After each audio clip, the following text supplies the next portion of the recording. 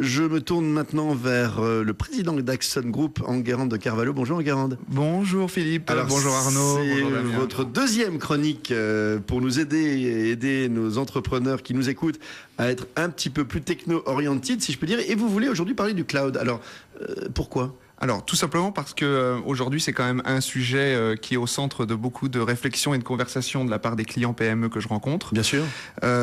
Tu as mentionné la chronique de la dernière fois, on a parlé iPad, etc., tout ce qui est tablette. C'est aussi très en liaison avec les deux. Alors, c'est quoi le cloud Donc, d'abord ? c'est logiquement lié aux deux. Définissons le cloud. Qu'est-ce que c'est pour le cloud pour les dummies, pour les nuls ? Difficile de le faire court, on va faire court quand même. Allez, une minute. C'est la possibilité pour des entreprises d'utiliser des ressources informatiques externalisées, externes à l'entreprise, pour le faire de manière assez rapidement, sans avoir à investir du matériel ou des logiciels.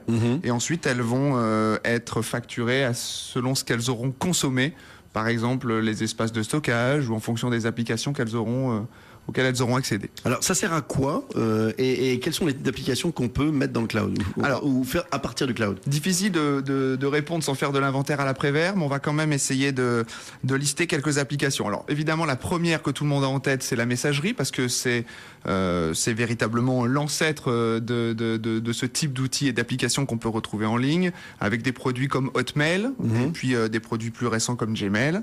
Ensuite, on va parler aussi de stockage de fichiers. De plus en plus, là aussi, c'est la continuité du bon vieux FTP d'il y a quelques années. Alors là aussi, avec des stars comme Dropbox, Box.net, etc. Dropbox fait beaucoup pour évangéliser le cloud, quand même. Oui, beaucoup. C'est vrai que c'est. On en reparlera peut-être un petit peu, mais effectivement, c'est une star du cloud.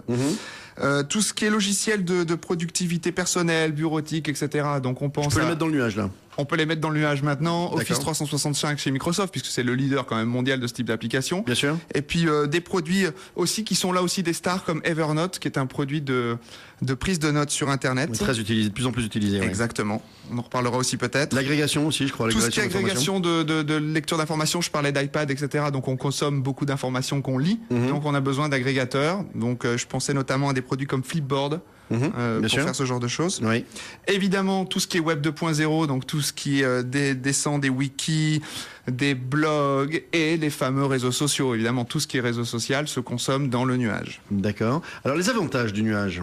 Alors, les avantages du nuage, d'abord, c'est l'immédiateté d'accès à un service.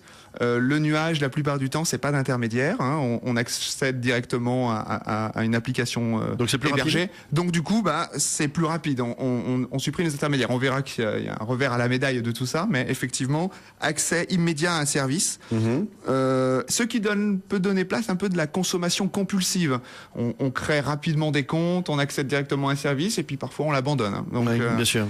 Ça crée aussi ce genre de choses. Évidemment, montant initial d'investissement. Ça coûte moins cher parce que pas d'équipement. Faible, pas d'équipement, et en plus modèle freemium la plupart du temps, c'est-à-dire je démarre et j'ai 80% des applications. Voilà, genre j'ai 10 gigas de stockage, si j'en veux plus, je paye. Exactement. Donc ça, c'est un petit peu aussi ce qu'on retrouve régulièrement sur Internet.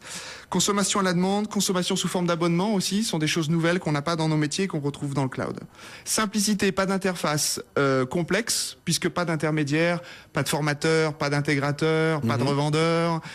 Donc on n'a pas toutes ces gens qui nous accompagnent, donc il faut que ce soit simple. Et puis je suis toujours à jour parce que c'est pas moi qui fais la maintenance. Oui, on se lève un beau matin sans rien demander à personne, et puis on a des nouvelles fonctionnalités qui apparaissent dans sa fenêtre. Alors bon, je dois dire que c'est sympa. Ça. Sans que j'ai rien à faire, Arnaud.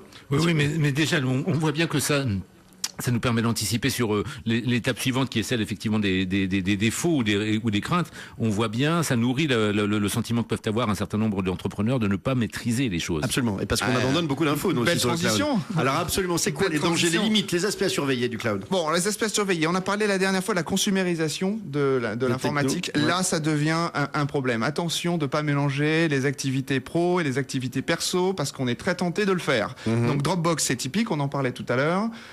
Effectivement, si on laisse tout le monde créer ses comptes et qu'on partage des fichiers d'entreprise, on se retrouve avec des fichiers partagés dans le nuage. Extrêmement dangereux. Et oui, et puis si un salarié s'en va... Et sa stratégie dans les nuages, justement. Et voilà, donc attention, méfiance. Et les nuages se baladent chez les concurrents. Exactement, donc on va pas parler techno, on va juste parler du mot identité. La gestion des identités, c'est un point important. Tout le monde l'oublie, mais c'est très simple en fait.